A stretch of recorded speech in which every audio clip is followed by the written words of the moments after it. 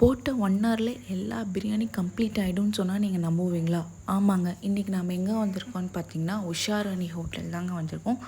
Pure நான் vegetarian hotel. இது எங்கே லொக்கேட் ஆகிருக்குன்னு பார்த்தீங்கன்னா, சேலம் வேம்பிடுதலம்ங்கிற இடத்துல லொக்கேட் ஆகிருக்கு.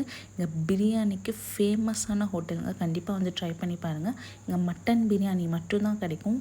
டிஃப்ரெண்ட் டேஸ்ட்டாக இருக்கும், யூனிக்காக இருக்கும், கலருமே டிஃப்ரெண்ட்டாக இருக்கும். பயங்கர ஃபேமஸான பிரியாணி. கண்டிப்பாக ட்ரை பண்ணி பாருங்கள்.